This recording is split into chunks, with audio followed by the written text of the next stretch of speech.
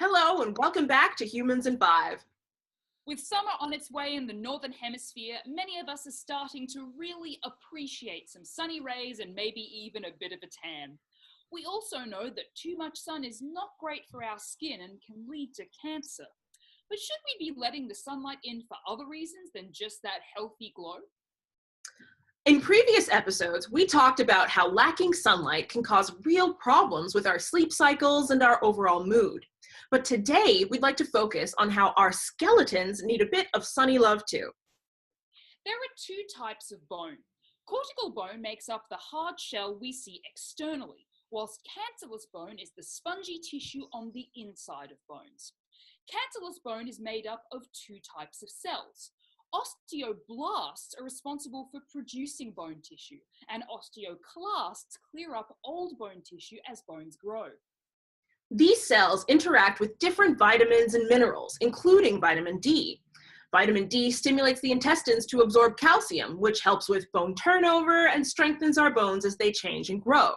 And as you can guess, our main source of vitamin D is the sun. Missing out on vitamin D has important consequences for our skeletons. Children growing up with too little sunlight suffer from a condition known as rickets, where their bones bend because they're not strong enough to support the weight of their upper bodies. This was an especially common disease in places like the UK during the Industrial Revolution, where children were living in crowded, polluted cities and saw very little daylight. Now, you may think that diseases like rickets aren't a problem anymore. We don't live in cities as polluted as 18th century London, and we even have desk lamps that can imitate sunlight. But a change in how much sunlight we get can still affect our overall health.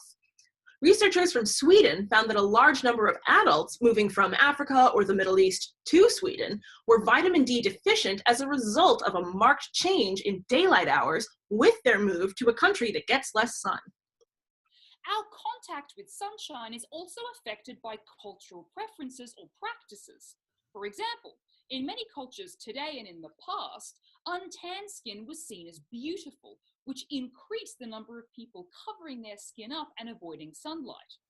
Religious or cultural practices that encourage the majority of skin to be covered can also mean that people are less exposed to some necessary vitamin D in childhood and in adulthood. Our skeletons certainly need nutrients and minerals like calcium and iron, but they also need a bit of time in the daylight for healthy bone growth and development. Just 10 minutes outside a day should do the trick.